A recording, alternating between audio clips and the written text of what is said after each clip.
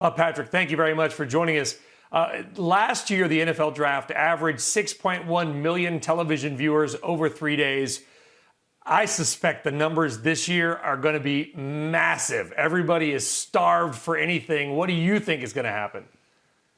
I would not be surprised, Brian, if it's over 10 million. We saw last week with The Last Dance, the ESPN set a record for that documentary with 6 million viewers for that. It was more than double what they had for their best documentary prior to that. So you're right. People are starved.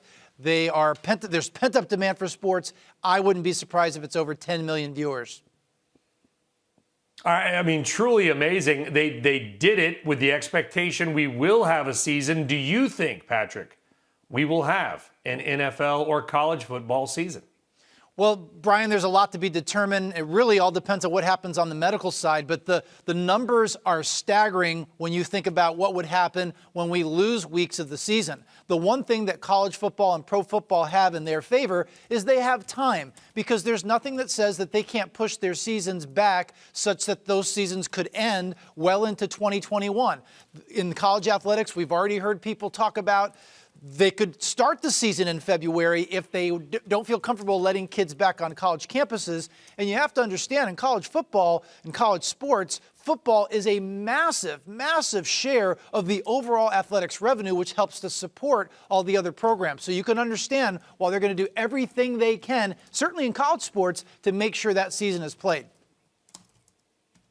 Yeah, certainly. I mean, and by the way, I want to give a shout out to, I said it last night on Twitter, our CNBC crews trying to produce the everybody is at home. They're scattered around the world. The amount of learning on the job and the amount of hard work that our crews have done has just been truly tremendous to just put television on the air.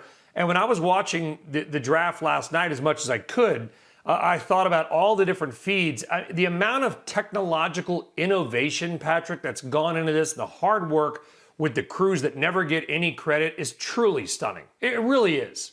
Brian, I thought they did a wonderful job last night, a masterful job, in fact. Coming on, leading off, had Peyton Manning providing that message of hope. They certainly were respectful and aware.